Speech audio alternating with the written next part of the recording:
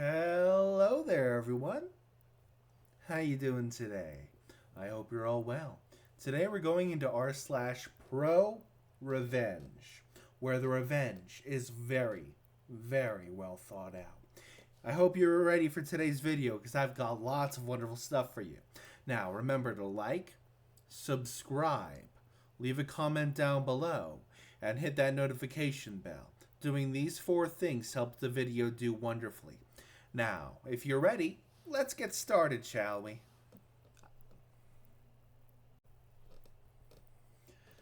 When your racket with the local cops bites you in the ass internationally.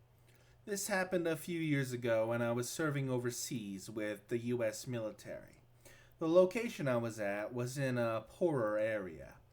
That's a fair number of panhandlers and a lot of petty crimes, and just people doing stupid crap. Well, one racket that goes on in this area, and apparently in other areas of the country too, is the local cops incentivize reporting vehicles without the date inspection stickers. Apparently they give these people access to the inspection database if they think the sticker is fake or stolen, which actually does happen. If you drive a motorcycle, one of the things they tell you when you in process is to keep the sticker on your wallet and not on the vehicle, or else it'll just get peeled off. Anyway, what these people will do if they find a car with an out-of-date sticker, or if they run the plates and find out it's out of date, they'll jimmy the door open, steal every single thing out of the car, and leave a note that they've taken it to the police station. The idea is that you show up at the police station to get your stuff, and they force you to pay the fine for an overdue sticker. Then they give you a deadline for an inspection, or else you'll get another fine. Well, I came out to my car one morning, and lo and behold, there was a note on my seat saying that all of my stuff was at the police station, because my inspection sticker was fake, and I had to go get it. Not only am I late for work, my kid is also going to be late for school, because there's no bus and I have to drive her every morning on my way. Also, my inspection sticker is not out of date, so I have no idea what's going on. Now here's the thing that was extremely problematic was I had to put my passport and my wife's and kids in the glove box because I was taking them to the base to get some paperwork done, as well as grab some paperwork for my wife to apply for a new passport because hers was expired. I'm very forgetful, so I put them in the night before and made sure the car was locked. Yeah, that was a dumb mistake. Anyways, I get to the station, ask them what the heck was going on, and then when I have them look at the inspection documents that the guy had taken, which clearly stated the car had been inspected and was current, they apologized and told me they would give me my things back, and I had to wait there for a second. I asked to file a police report for theft, but they looked at me like I had 3 heads and told me nothing was stolen, even though somebody broke into my car and took my things. This is when a light bulb went off in my head, and this might fall into the unethical category. The guy had taken official US passports, which might be a problem, but apparently nothing would come of it, since they were turned right into the police. However, I asked him where my wife's passport was. They told me that whatever is there is there. I said I needed a police report because I needed to contact the US Embassy about a stolen passport, and the fact that the police station would know exactly who the person was that stole it, because they had dropped off my things that morning. I had never seen someone's attitude change as quickly as that cop's attitude changed. He tried to talk me out of filing a police report, but I was pretty insistent, so I went ahead with the police report. And then I did contact the embassy and reported the passport stolen and gave them all the information of the police station. And when I got the police report, I emailed it back to them as well. Wound up getting a free passport out of it for my trouble. The embassy told me they were going to handle it, and from what I heard, the person who broke into my car actually got arrested and fined, and was looking at additional charges because he stole foreign documents. Really would have liked to have been a fly on the wall when one of the local cops rolled into wherever he was at and told him to come with him. I don't feel bad at all. Hopefully the dude learned his lesson, and I did not have any further issues until I PCS'd home. Operation Let It Go. My dad just shared a story about his Uncle Dale, his lifelong friend and fellow engineer. So, in his memory and his spirit of the upcoming holidays, I present for you all the tale of nepotism, engineering students, and Indiana Menzel. My Uncle Dale was a senior engineer at a small firm in Midwestern USA, an engineering instructor at the local community college. He was also unofficially in charge of office parties. To help offset the cost, he had a small tin box on a table outside of his office, with a slot in it so anyone could donate money to the party fund. Everyone knew about it and were happy to donate. A month or so before the company's big Christmas party, Uncle Dale decided to check the box.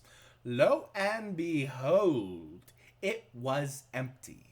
Uncle Dale knew something was wrong because he had seen several colleagues putting money in the box. This could only mean one thing. Someone was stealing from the party fund.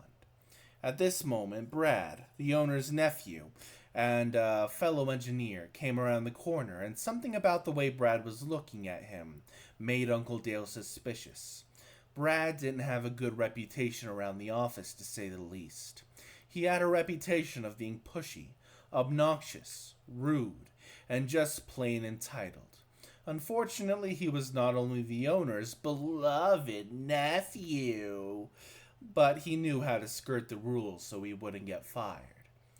Uncle Dale decided to set up a trap to catch the thief.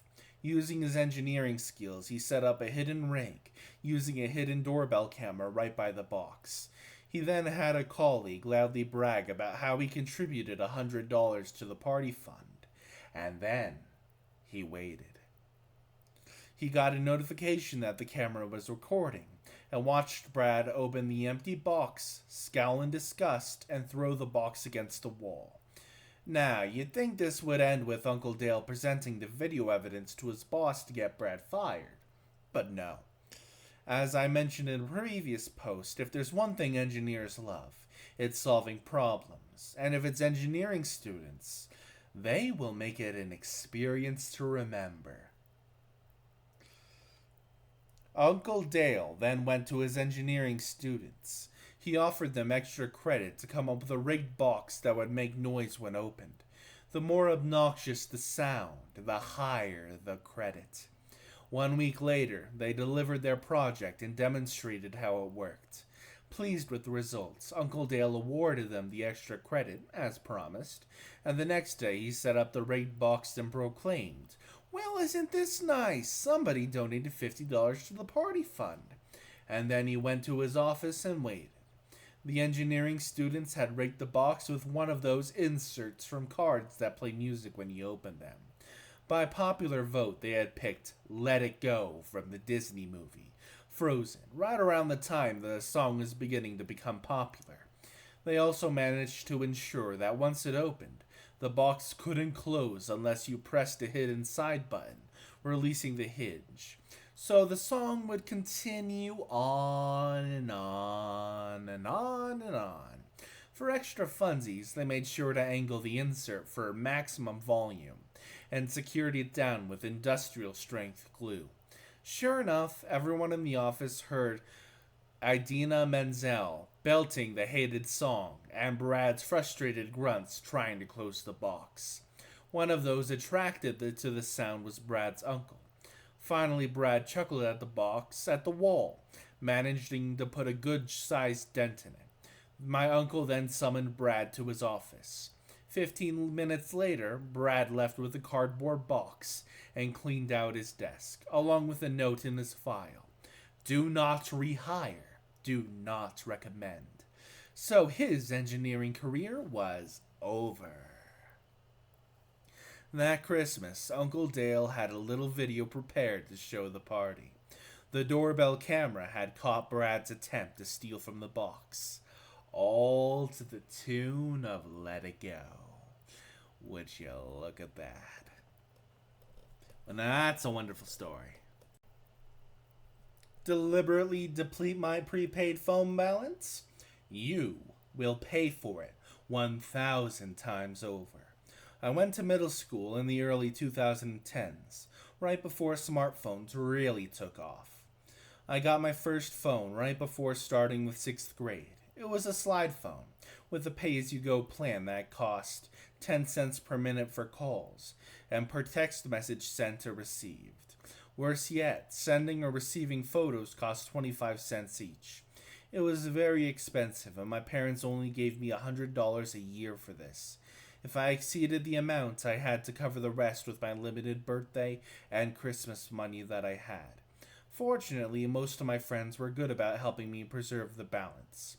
They would call and let the call drop, but immediately call back on a landline so it wouldn't count as a call, and they'd email me or message me on Skype for most things.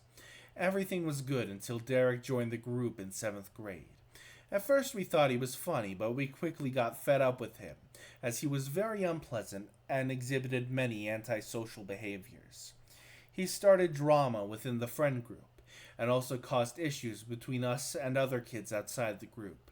He was manipulative and always played the victim when others rightfully called him out on his bullcrap. And he knew how to charm parents, so getting rid of him was easier said than done. He was the one friend who didn't respect my phone situation. He was very friendly and texted me dumb memes even though I told him multiple times to just email or Skype them to me instead, since pictures, text messages cost 25 cents each.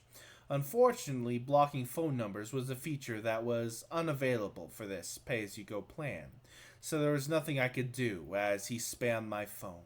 One day he got mad at me for some reason and spammed my phone with memes.